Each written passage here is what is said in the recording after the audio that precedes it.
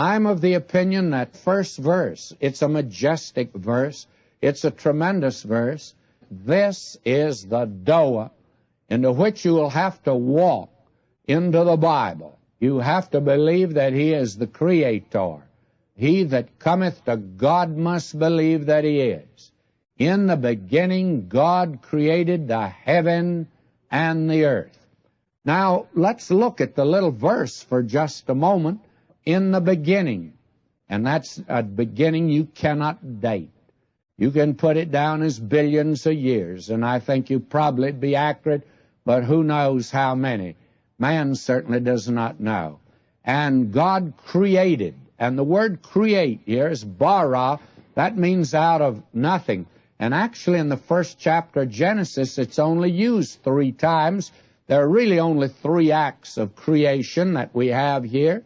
You have, first of all, the creation of something from nothing. In the beginning, God created the heaven and the earth. Then you have the creation of life. God created great whales and every living creature that moveth. That's down in verse 21, which the waters brought forth abundantly after their kind, and every winged fowl after his kind, and God saw that it was good. That's animal life of all kinds. And then the third act of creation, you find in verse 27, so God created man in His own image. In the image of God created Him, male and female created Him. You have the creation of something from nothing. You have the creation of life, and then the creation of human life, of human beings. And believe me, theistic evolution is not the answer at all.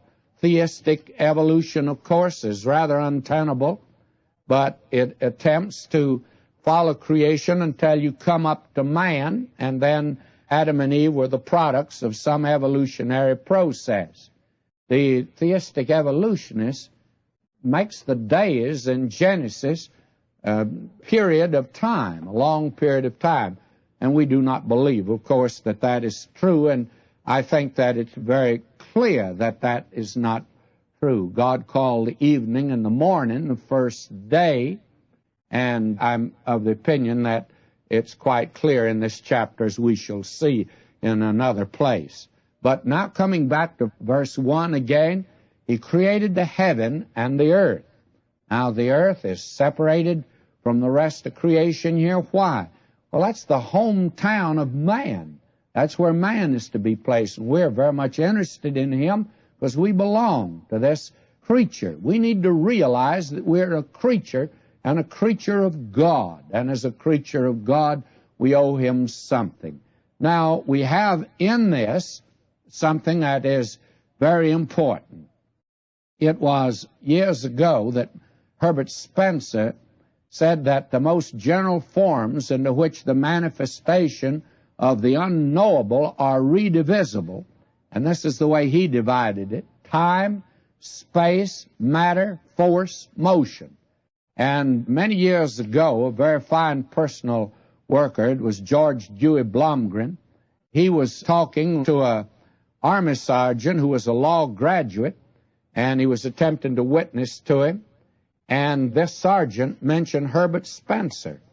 And Blomgren said to the soldier, did you know that both the Bible and Spencer teach the great principles of creation?